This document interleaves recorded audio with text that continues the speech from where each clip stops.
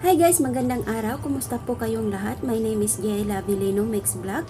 Please don't forget to subscribe, like, comment kung nagustuhan nyo ang aking panibagong upload video and pag-i-click the button below para ma-update kayo lagi sa aking panibagong upload video. Ang tatalakayin natin ngayon ay ang mas mainam na paghihiganti. Let's go! Ang pinaka-the best way na paghihiganti ay ang hindi maghiganti, ay ang hindi magtanim ng galit sa isang tao. Kung bakit ba mayroon siyang kasalanan sa'yo, iniwang ka, sinaktan ka, dinaliwala ka, ginost ka, kahit gaano kalaki ang galit mo sa isang tao, let it go. Make peace with your mind. Ang pinaka-the best sa paghihiganti is let them see you're moving on with your life without them. Kung naging komportable ka, naging masaya ka, naging malaya ka, nawala sila sa buhay mo, ay ang ibig sabihin ay walang nawala sa'yo. Let them feel how happy you are. How happy you are without them. Kahit sino, alam naman natin na mahirap sumaya o magpakasaya kung nawawala o nawala sa buhay natin ang ating mahal sa buhay o minamahal. Yung taong inisip mo na siya na ang buhay mo dito sa mundo. Mabilis tayong mag-isip, mabilis tayong mag-judge sa isang taong minahal natin na kasalanan nila ang lahat. Nasisisihin natin sila na niloloko lang tayo, pinaglalaruan lang tayo, pinapaasa lang tayo. At minsan naman, naiisip natin at sinisisi natin ang ating mga sarili na may pagkukulang tayo sa isang relasyon. Lahat na lang ang nasa isipan mo ay puro negatibo. At ang mangyayari dyan ay tutubo ang pinakamatinding galit at paghihiganti. Angers build up. At sisisihin mo na ang sarili mo at sasabihin mo, kung hindi dahil sa kanila, masaya ako ngayon. Kung hindi dahil sa kanila, magiging mabuti ako ngayon. Magiging masaya ako ngayon. Magiging kontento ako ngayon. Kung hindi dahil sa kanila, marami ako ngayong pera. Kung hindi dahil sa kanila, siguro lahat na lang dahil sa kanila. Lahat na lang pagsisisi, di ba?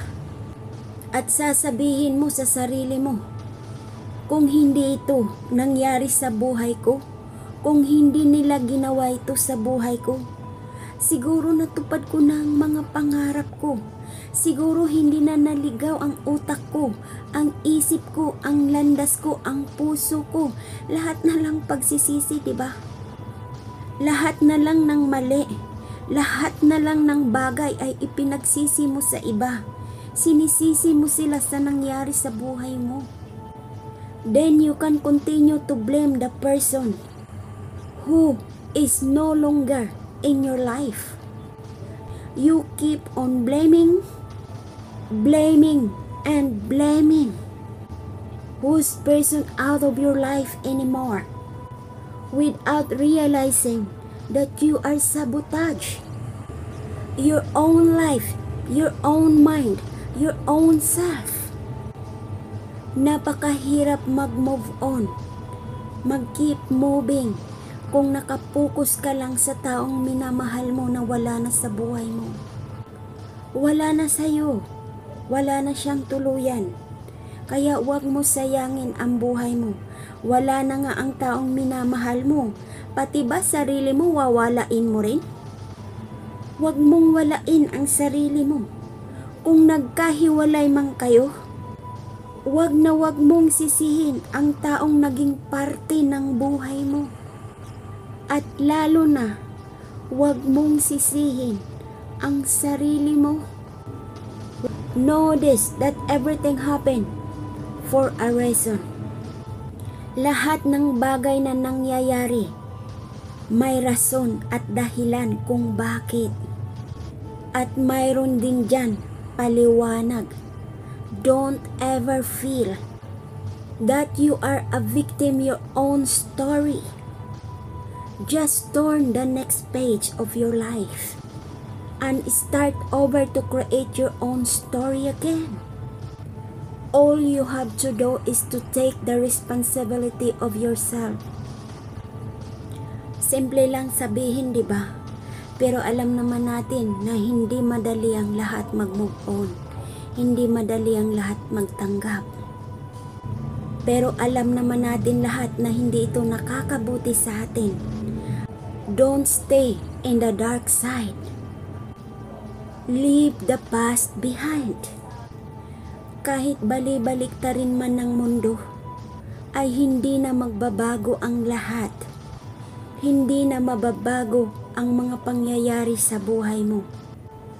You need to accept that some bad things will happen and some good things are waiting for you. Kapag patuloy ka na mag-isip o maglalakbay sa sakit na nararamdaman mo, sa sakit sa alaalang na iwan sa buhay mo, ipapakita mo sa lahat na kaya mo. Ibalik mo ang lakas mo. Huwag mong imukmok ang sarili mo sa taong wala na sa buhay mo. Lumaban ka dahil isa din yan sa pagsubok sa buhay natin na ang tao dumadaan lang sa buhay natin. Pinapasaya tayo saglit at bigla na lang ito nawawala, tulad sa una kong video. Kailangan mo na magpakatatag at ibalik ang lakas mo, ang maganda mong motibasyon sa buhay mo. Hindi lang siya ang tao dito sa mundo na paglaanan mo ng buhay mo. Hindi lang siya ang tao na karapat-dapat sa buhay mo na maging masaya ka dito sa mundo. Alam mo, hindi ka mananalo kung palagi ka na lang magmumukmok. Isipin mo, sino ba ang mananalo sa inyo? Kung palagi mong sisisihin ang taong wala na sa buhay mo, ang taong hindi na magkukontinue na magpapasaya sa buhay mo. Kailanman, hindi ka mananalo kung puro ka lang pagsisisi sa taong minahal mo na nawala na sa buhay mo. Learn to take back that power they have from you. Take back your power. Sisisihin mo siya sa ginawa niya sa'yo, pero huwag mo siyang sisisihin sa mga bagay na hindi mo nagawa sa kanya. Isipin mo, hindi lang siyang may mali, kahit siguro sarili mo may mali din. Pag nilay-nilayin mo ang buhay mo, ang sarili mo at ang relasyon nyo, kung saan ba, tanungin mo ang sarili mo kung bakit naghiwalay kayo. Siya bang may mali o ikaw ang may mali? O pareho kayong nagkamali? I-balance mo ang lahat. Huwag mong isisi sa kanya. Magtanong ka sa sarili mo kung saan ba ang pagkukulang sa bawat isa sa inyo. Sisisihin mo siya sa mga bagay na hindi mo nagawa. Magtanong ka sa sarili mo kung tama ka ba o mali siya o pareho kayo may mali sa bawat isa. Kaya huwag kang magsisi o huwag mo siyang sisisihin sa mga bagay dahil ang lahat na nangyayari tulad ng sinabi, lahat ay may rason, may paliwanag at kasagutan sa mga pangyayari sa buhay natin kung bakit ang isang tao o isang bagay ay nawawala sa buhay natin. Kaya ang tangi mo na lang maiisip o maibulong sa sarili mo na magpasalamat ka sa taong nawala sa buhay mo dahil sa kanya may natutunan ka na lesson galing sa kanya. Kung ang tao man dumating sa buhay mo ay nagpabago sa'yo, Yun ang lesson mo na dapat mong matutunan at baguhin ang sarili mo. Yun ang tanong na kasagutan sa tinatanong mo. Alam mo, hindi lang ikaw, kahit ako na nagsasabi dito, may part din sa buhay ko na may dumating na isang tao, nagpabago ng buhay ko. Pero nasaan siya ngayon? Nawala siya sa buhay ko simula nung nagbago ang buhay ko. Nagpakatino ako, nagpakabait ako, naging loyal ako, or naging tapat ako sa mga bagay na kagustuhan ko.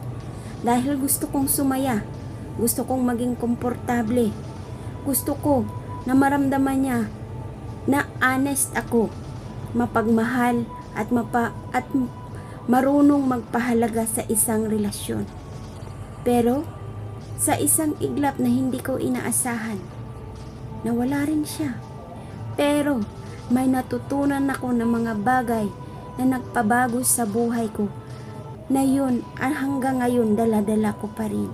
Kaya pasalamat ako sa taong nang umalis na sa buhay ko o nawala siya sa buhay ko, uwi na lang siya ni God sa buhay ko. Dahil kung hindi sa kanya, hindi rin ako natuto kung gaano ka-importante ang pagmamahal ng isang tao. Kaya ikaw, huwag mong sisihin ang sarili mo. Ang tanging magagawa mo na lang ay magpapasalamat ka sa kanya, dahil kung hindi sa kanya, hindi yun nabago ang buhay mo. Kung hindi dahil sa kanya, hindi mo makikita kung ano ang tunay na halaga ng sarili mo. Bakit ayaw mong sisihin ang tadhana? Bakit ayaw mo siyang tanungin kung bakit ka napunta sa taong yun? Pero magpasalamat ka dahil may leksyon ito sa buhay mo. Natuto ka, gumising ka sa katotohanan na hindi lahat ay nag-i-stay. Hindi lahat ay wala kang natutunan sa buhay mo. Don't take their negative energy. Take that baggage off of your shoulders.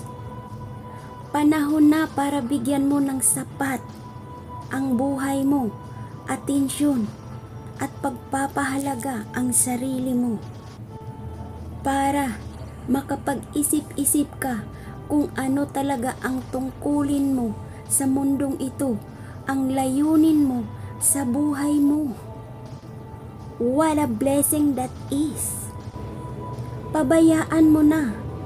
Let go. Hayaan mo na.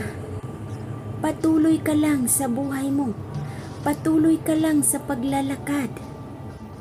At wag na wag kang lilingon sa pinanggalingan mo, kung saan nagdulot ng sakit, puot, lungkot sa buhay mo.